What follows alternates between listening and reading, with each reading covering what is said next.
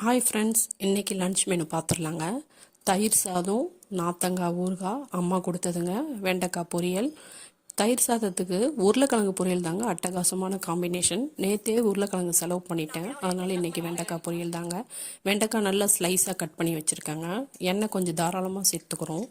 எண்ணெய் நல்லா சூடேறினதும் கடுகு போட்டு பொரிய விடுறோம். கடுகு பொரியும் போது நம்ம சேஃப்டிக்காக சார்னியை அங்கே கவர் பண்ண மாதிரி வச்சுக்கலாங்க. கடுகு பொரிஞ்சதும் ஸ்லைஸாக கட் பண்ண வெங்காயத்தை சேர்த்துக்கலாங்க. வெங்காயம் சேர்த்த உடனேயே கருவேப்பிலையை சேர்த்துக்கலாங்க. வெங்காயம் நல்லா குக் ஆகணும்னு அவசியம் இல்லைங்க. கொஞ்சம் வதங்கினா போதும். உடனேவே வெண்டைக்காயும் சேர்த்துக்கலாங்க. எக்ஸஸாக இருக்கிற ஆயில் கூட நம்ம ஃபைனலாக ஃபில்ட்ரு பண்ணி எடுத்துடலாங்க. ஆயில் நிறையா இருந்தால் தான் அந்த பிசுபிசுப்பு தன்மை இல்லாமல் நமக்கு நல்லா அழகாக கிடைக்குங்க பொரியல்.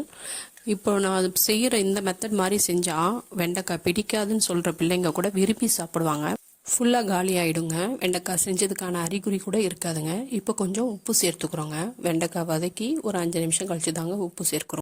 ஒரு 1/4 லிட்டர் பாலில் பாக்கெட் தயிரை சேர்த்துக்கிறோங்க. இது புளிப்பு இருந்தால் கூட நமக்கு புளிப்பு இருக்காது, டேஸ்ட்டாகவும் இருக்குங்க. தயிருக்கான தாளிப்பை இதில் தாங்க சேர்த்துப்போம். இது எங்கள் அம்மாவோட ஸ்டைலுங்க. இப்போ வெண்டைக்காய் நல்லா சுருண்டு வந்துருச்சுங்க. எப்போ இறக்க போகிறோமோ அதுக்கு 5 நிமிஷம் முன்னாடி மிளகாத்தூள் சேர்த்தா போதுங்க. நல்லா வெண்டைக்காய் சுருண்டு வந்திருக்கு. அந்த மிளகாத்தூளோட பச்சை வாசனையும் போயிடுங்க. இரும்பு பாத்திரத்தில் சமைச்ச பொருளை வைக்கக்கூடாதுங்க. ஃபைனலாக ஸ்டவ் ஆஃப் பண்ணிவிட்டு இதை வேறு பாத்திரத்துக்கு நான் ட்ரான்ஸ்ஃபர் பண்ணிக்கிறேங்க. தயிர் தாளிக்கலாங்க. எண்ணெய் சூடேறினதும் கடுகு போடுறோங்க. எண்ணெய் சூடேறிடுச்சான்னு பார்க்க நாமெல்லாம் ஒரு கடுகு போட்டு பார்ப்போம். என்னோட ஹபி மட்டும் தண்ணி தெளித்து பார்ப்பாங்கங்க. நீங்கள் யாராவது அந்த மாதிரி பார்ப்பீங்களா?